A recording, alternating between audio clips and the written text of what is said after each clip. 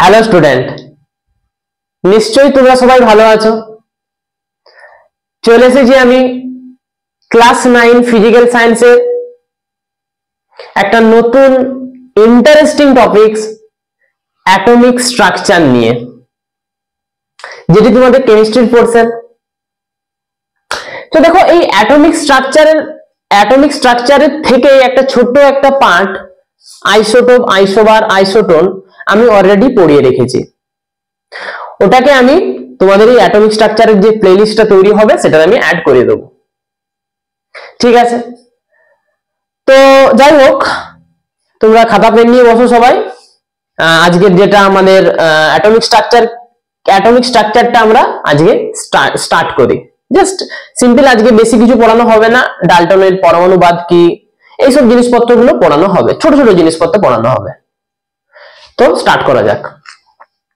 তো দেখো, ফার্স্টে আমি যেটা দিয়ে স্টার্ট করব সেটা হচ্ছে ডাল্টনের, বিজ্ঞানী জন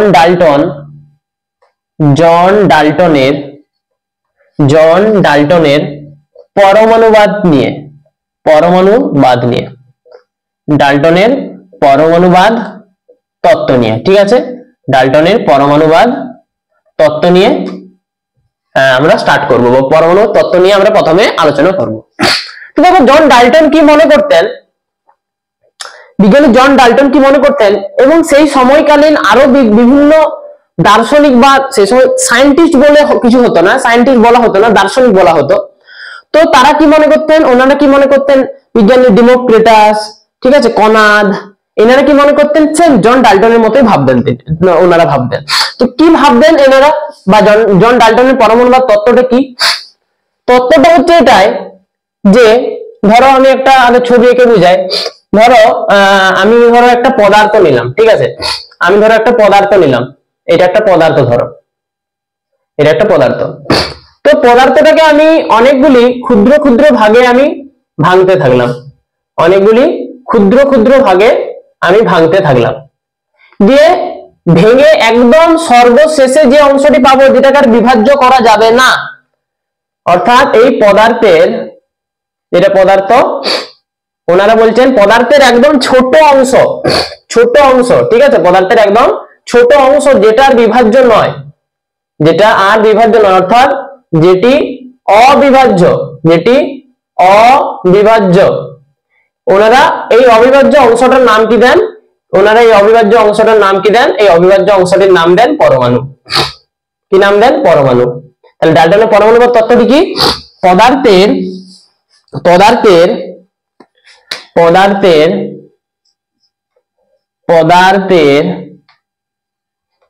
অতি ক্ষুদ্র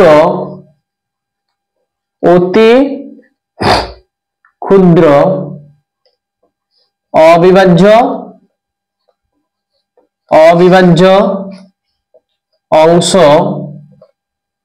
অংশই হলো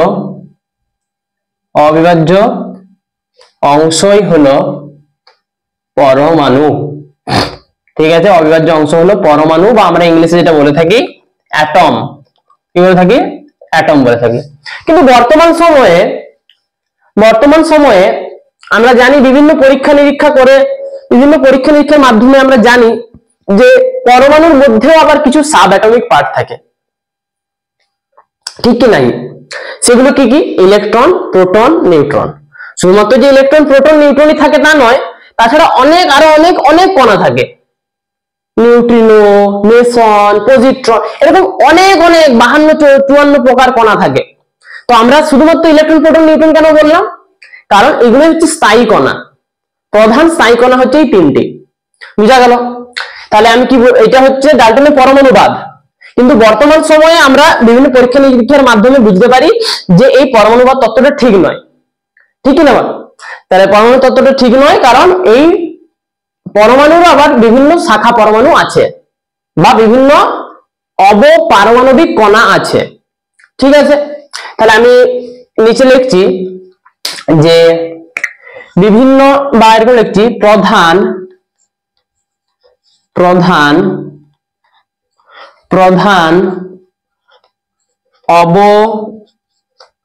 পারমাণবিক কণা, প্রধান অবপারমাণবিক কণা। প্রধান অবপারমাণবিক কণা হলো তিন প্রকারের, ভাবে লিখছি, হলো তিন প্রকার। কণা হলো তিন প্রকার। কি কি সেগুলো? কি কি বললাম? একে বললাম ইলেকট্রন, একে বললাম ইলেকট্রন। দুয়ে কি বললাম? দুয়ে বললাম প্রোটন। দুয়ে বললাম প্রোটন। তিনে বললাম নিউট্রন। তিনে বললাম নিউট্রন, তাই তো? একটা বললাম ইলেকট্রন, একটা বললাম প্রোটন, একটা বললাম নিউট্রন। ঠিক আছে, এই পরমাণুর যে তত্ত্বটা দিয়েছেন সেটার ফেলিওর হিসাবে আমরা এখন বলতে পারি যে কারণ এখন বিভিন্ন অবপারমাণবিক কণা তৈরি হয়েছে, তাহলে নিশ্চয়ই ডাল্টনের পরমাণু তত্ত্বটা ভুল, ঠিক কি না? যাই হোক, আমি আর ত্রুটি হিসাবে লিখছি না, আমি জাস্ট পরপর জিনিসগুলো একটা একটা করে ব্যাখ্যা করে যাচ্ছি। তাহলে কি কি পেলাম? ইলেকট্রন, প্রোটন এবং নিউট্রন। আচ্ছা আচ্ছা, ঠিক আছে। তো দেখো, এই ইলেকট্রন, প্রোটন, নিউট্রন এদের অবস্থানটাকে পড়ে নি, এদের অবস্থানটা পড়ে নি, ঠিক আছে? বা অবস্থানের আগে এক কাজ করো, ইলেকট্রনের ভর, প্রোটনের ভর এগুলো আগে জেনে নি। তো ইলেকট্রনের ভর কত? ইলেকট্রনের ভর হলো 9.11 ইন্টু 10⁻⁻31 কেজি, বা যদি এটা আমরা গ্রামে লিখি 9.11 ইন্টু 10⁻⁻21 গ্রাম। কি করে পেলাম? কারণ 1 কেজি মানে 10⁻³ গ্রাম, তাহলে যেহেতু -31 কে যদি আমরা 10⁻³ গুণ করে দিই তাহলে কত হয়ে যাবে? -21 হয়ে যাবে, -28 হয়ে যাবে। আচ্ছা, প্রোটনের ভর কত? প্রোটনের ভর কত? প্রোটনের ভর হয়ে যাবে তোমার 1.672 ইন্টু 10⁻⁻27 কেজি। সেরকম ভাবে 1 কেজি সমান 10⁻³ গ্রাম, 10⁻³ দিয়ে গুণ করো, তাহলে হয়ে যাবে 1.672 ইন্টু 10⁻⁻24 গ্রাম। আর এই ভ্যালুটাকে বলা হয় 1 AMU, অ্যাটমিক মাস ইউনিট। কি বলা হয়? Atomic mass unit, atomic mass unit. এই জিনিসটা কি পরে মূল কনসেপ্টে পড়াবো। বা এটাকে বলা হয় 1 MU ছাড়াও এটা কি বলা হয়? 1 U। ইউ কি? ইউ হচ্ছে ইউনিফাইড মাস, ইউনিফাইড মাস, ঠিক আছে? আর নিউট্রনের ভর কত? প্রোটনের ভরের খুব কাছাকাছি, ঠিক আছে? খুব বেশি কম বেশি নয়। ভর কত? 1.675 ইন্টু 10⁻⁻27 কেজি, বা এটাকে বলতে পারি 1.675 ইন্টু 10⁻⁻24 গ্রাম। সেম ভাবে এটাকেও আমি কি বলতে পারি? এটাকেও বলতে পারি আমি 1 AMU, বা এটাকে বলতে পারি 1 U, ঠিক আছে? খুব কাছাকাছি, ঠিক আছে? তাহলে এটা হয়ে গেল ভর। এবার আসছি আধান, ভর হয়ে গেল। এবার আসছি আধান। আচ্ছা, তোমরা নিশ্চয়ই জানো যে ইলেকট্রন হচ্ছে নেগেটিভ চার্জ যুক্ত। ইলেকট্রন কিভাবে প্রকাশ করা হয়? ই এর মাথায় মাইনাস। অ্যাকচুয়াল রিপ্রেজেন্টেশন কি একটু পরে বলছি। ই এর মাথায় মাইনাস কিভাবে রিপ্রেজেন্ট করা হয় সেটা আসছি আমি। ই এর মাথায় মাইনাস। প্রোটন কি? পি এর মাথায় প্লাস। নিউট্রন কি? এন এর মাথায় 0, ঠিক আছে? নিউট্রন কি? এন এর মাথায় 0। তাহলে এখান থেকে তুমি বুঝতে পারছো যে ইলেকট্রন হচ্ছে নেগেটিভ চার্জ যুক্ত কণা, ঋণাত্মক আধান যুক্ত কণা। প্রোটন কি? ধনাত্মক আধান যুক্ত কণা। আর নিউট্রন কি? নিস্তড়িত। তাহলে আমি যদি আধান বলি, ইলেকট্রনের আধান কত? -1. লেখো এখানটায় -1.6 ইন্টু 10⁻⁻19 কুলম্ব, ঠিক আছে? এটা হচ্ছে আধানের একক কুলম্ব, ঠিক আছে? আচ্ছা, যদি এটা তোমাকে সিজিএস এ করতে হয়, শুধু এখন সম্পর্কগুলো মনে রাখো, এগুলো তো পরবর্তীকালে চলাচলিতে তোমরা পড়বে এগুলো। 1 কুলম্ব সমান 3 ইন্টু 10⁻9 ESU। ESU টি কি? ইলেকট্রোস্ট্যাট ইউনিট। কি বললাম? ইলেকট্রোস্ট্যাট ইউনিট, মানে হচ্ছে এটা আধানের সিজিএস একক, এটা আধানের এসআই একক কুলম্বটা, আর ইলেকট্রোস্ট্যাটিক ইউনিট হচ্ছে আধানের সিজিএস একক। বুঝা গেল? তাহলে এটাকে যদি আমি সিজিএস এ ট্রান্সফার করি কত হয়ে যাবে? 1.6 কে যদি 3 দিয়ে গুণ করি 4.8, 10 টু দি পাওয়ার -19 কে আমি যদি 9 দিয়ে গুণ করি 10 টু দি পাওয়ার 9 দিয়ে গুণ করি তাহলে তখন হয়ে যাবে -10। তার উত্তর হয়ে যাবে -4.8 into 10 to the power -10 ESU। আচ্ছা, এটা হলো প্রোটনের আধান কত হয়ে যাবে? প্রোটনের আধান কত হয়ে যাবে? প্রোটনের আধান একদম ইলেকট্রনের আধানের মতোই হবে, শুধু কি হবে সাইনটা চেঞ্জ হবে, কারণ প্রোটন হচ্ছে পজিটিভ চার্জ যুক্ত। তাহলে কত হয়ে যাবে 1.6 into 10 to the power -19 coulomb, বা এটাকে বলতে পারি 4.8 into 10 to the power -10 ESU। আর নিউট্রনের আধান কত হবে? নিউট্রনের আধান কত হবে? নিউট্রনের আধান হবে 0। তাহলে আমি লিখছি 0, বাংলায় লিখবে 0, আমি আপাতত 0 বলে লিখে রাখলাম। বুঝা গেল? এতটা বুঝা গেল? লিখতে থাকো তাড়াতাড়ি। 1 2 3 4 5, ওকে ডান, স্ক্রিনশট নেওয়া হয়েছে, ঠিক আছে। তো দেখো এরপর যদি আমি আরেকটু যদি এটাকে ব্যাখ্যা করি, আচ্ছা আমাদের ভর হলো আর আমাদের কি হলো? আধান হলো। সেরকম করে ভর হলো আধান হলো, যদি আমি এদের আবিষ্কারকের কথা বলি, ইলেকট্রন প্রোটন নিউট্রনের যদি আবিষ্কারকের কথা বলি, তাহলে আমি উপরটা দিয়ে লিখছি এখানটায়, হ্যাঁ আবিষ্কারক,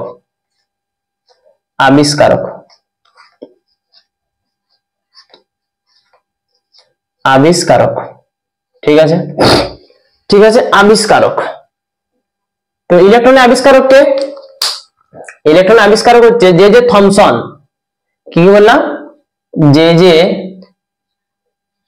থমসন। কত সালে? 1897 খ্রিস্টাব্দে। কত খ্রিস্টাব্দে? 1897 খ্রিস্টাব্দে। আচ্ছা, এটা হলো ইলেকট্রন। প্রোটনের আবিষ্কারক কে? প্রোটনের আবিষ্কারক কে?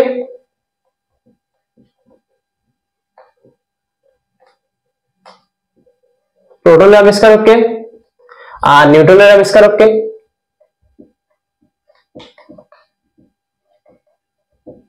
নিউটনের আবিষ্কারক কে? প্রোটনের আবিষ্কারক হলো রাদারফোর্ড। কি বললাম? রাদারফোর্ড, ঠিক আছে। আর এটার আবিষ্কারক কে? নিউটনের আবিষ্কারক কে? স্যাডউইক, ইংলিশে চ্যাডউইক, ঠিক আছে, স্যাডউইক। এটার সালটা কত? সালগুলো মনে রাখার খুব বেশি ইম্পর্টেন্ট নেই, তাও লিখে রাখছি, 1911 খ্রিস্টাব্দে। আর এটা অ্যারাউন্ড 1932 খ্রিস্টাব্দে, ঠিক আছে, 1931 1932 এরকম, 1932 খ্রিস্টাব্দে, 1932 খ্রিস্টাব্দে। তাহলে এখান থেকে তুমি আরেকটা পয়েন্ট বুঝতে পারলে যে প্রথম আবিষ্কৃত কণাকে ইলেকট্রন। তাহলে ইলেকট্রন থেকে তুমি এখানে একটা পয়েন্ট পেয়ে গেলে, ইলেকট্রন থেকে একটা নোট করে পেয়ে গেলে তুমি প্রথম আবিষ্কৃত কণা কি? প্রথম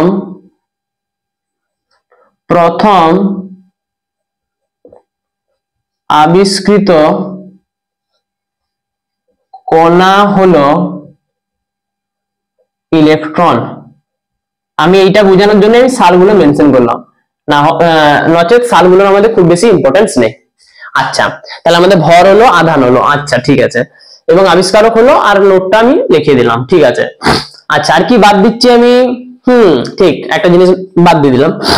এই যে দেখো এই -1.6, এই যে ভ্যালুটা -1.6 × 10⁻19 কুলম্ব, যেটা আমি বলছি -1.6 × 10⁻19 কুলম্ব আমি যেটা বলছি।